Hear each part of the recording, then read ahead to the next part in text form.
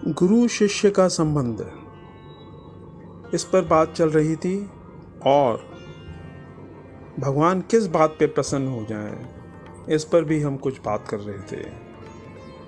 इन्हीं दो विषयों को लेके हम आज फिर उपस्थित हुए हैं भगवान की बातें इस YouTube चैनल पर। पिछले एपिसोड्स में इन्हीं विषयों पे हमने कुछ कथाएं सुनाई थी। आज भी एक कथा पहले इसी बात पर कि गुरु और शिष्य का मधुर संबंध क्या हो सकता है। एक गुरुजी थे, उनको अपना शिष्य बहुत प्रिय था। गुरुजी सिद्ध थे, वो इस बात को जानते थे कि मेरे इस शिष्य का जीवन बहुत बड़ा नहीं है। उन्होंने अपनी दिव्य दृष्टि से देख लिया था कि कुछ समय बाद इसको एक सांप इसके गले पे काटेगा, जिससे कि इसकी मृत्यु हो सकती है। उनको चिंता थी कि शिष्य को कैसे बचाऊं। सिद्ध महापुरुषों में इस तरह की शक्ति होती है। हमारे शास्त्रों में आया है कि वो चाहें तो किसी की आयु लंबी कर सकते हैं। विद्या ध्यान में, क्योंकि ये विद्या बहुत कठिन है, गुरु कभी कभी ऐसा करते हैं कि शिष्य की आयु लंबी कर देते हैं या फिर अपनी भी, जिससे कि शिष्य का भला हो सके। क्योंकि उनको पता है कि ये विद्या बहुत गहन है, आगे फिर शिष्य को किसी से सुनने या समझने के लिए मिले ना मिले। यही चिंता इन गुरुदेव को भी थी। जिस दिन उस सांप ने शिष्य को डसना था, गुरुजी ने शिष्य को बुलाया और कहा कि आज तुम मेरे कमरे में ही सोना। उस दिन गुरुजी ने शिष्य से अपनी और आश्रम की बहुत सेवा करवाई।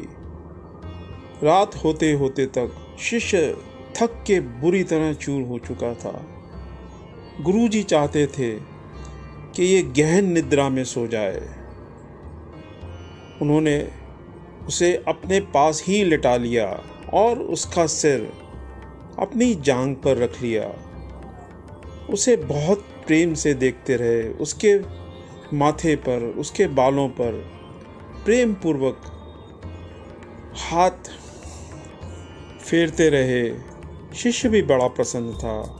वो अद्भुत प्रेम उसने गुरुजी के समक्ष आज ही देखा था।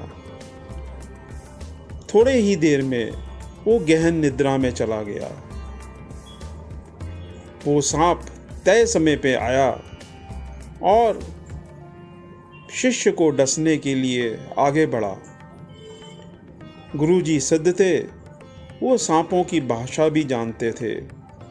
उन्होंने सर्प को रोका और उससे कहा कि तू इनका खून पीने आया है या फिर इनको मृत्यु देने आया है। सर्प ने कहा, मैं तो इनका खून ही पीने आया हूँ। मेरे खून पीने से, मेरे दंश मारने से अगर इसकी मृत्यु हो जाती है तो मैं कह नहीं सकता। पिछले जन्मों में इन्होंने मेरा खून पिया था, उसी का बदला लेने के लिए मैं आज यहाँ आया हूँ। गुरुजी ने कहा कि अच्छा, तू इसको दंश मत, मैं तेरे को इसके गर्दन का खून निकाल के दे दूँ तो तू संतुष्ट हो जाएगा? सांप कुछ सोचता रहा। उसने कहा, ठीक है, अगर आप ऐसा कर सकते हैं तो मैं इसी में संतुष्ट हो जाऊंगा। गुरुजी ने एक बड़ा सा चाकू निकाला और जहां सांप ने डसना था, गर्दन के उसी छोर पर उन्होंने चाकू रख दिया। इतने में ही शिष्य की आंख खुल गई।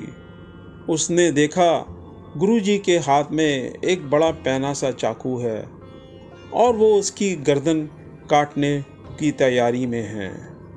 कुछ पलक शिष्य गुरुजी की तरफ देखता रहा, फिर करवट बदल के सो गया, फिर दोबारा गहरी नींद में चला गया। गुरुजी ने वहाँ से थोड़ा सा खून निकालकर एक कटोरी में रख लिया और उसे सर्प को पीने के लिए दे दिया। सांप भी वो खून पीकर वहाँ से चला गया। सुबह हुई तो वो शिष्य जागा और रोज की तरह गुरुजी की सेवा में लग गया। गुरुजी ने उसको अपने पास बुलाया और देखा कि उसके माथे पर कोई शिकन नहीं, कोई घबराहट नहीं। गुरुजी के प्रति कोई वैर मनस्य उसके चेहरे पर ना दिखा, कोई क्रोध ना दिखा। गुरुजी आश्चर्यचकित हो गए। उन्होंने उससे पूछा, तूने रात को क्या देखा? उसने देखा, गुरुजी, आपके हाथ में एक बड़ा सा चाकू था, उससे आप मेरी गर्दन काटने वाले थे। तो उन्होंने कहा, तुझे डर नहीं लगा? तुझे मुझ पर क्रोध नहीं आया? तूने उठ के अपना बचाव क्यों नहीं किया? वो बोला, गुरुजी, आप जो करेंगे मेरे भले के लिए ही करेंगे। मेरे को कोई क्षति पहुँचे ये तो आप सोच ही नहीं सकते। और फिर ये जीवन, ये गर्दन सब आप ही की है, आप ही की दी हुई है। तो अगर आप मेरा गला काटेंगे तो कोई अपनी चीज़ ही काट रहे हैं। मैं आपके हाथों में अति सुरक्षित हूँ। मुझे भला आपसे किस तरह का भय? जितनी आत्मीयता आप मुझ में रखते हैं शायद ही कोई रखता होगा। गुरुजी शिष्य की गुरु भक्ति देखकर बहुत प्रसन्न हुए और उन्होंने उस शिष्य को पूरी ब्रह्म विद्या का ज्ञान दे डाला। वो शिष्य भी बहुत जल्द ही इस विद्या को सीखकर मोक्ष को प्राप्त हुआ।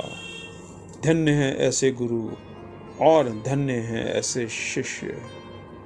आज इस एपिसोड में इसी कथा के साथ हम विराम लेते हैं।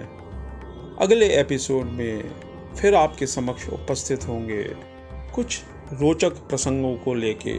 तब तक के लिए नमो नारायण।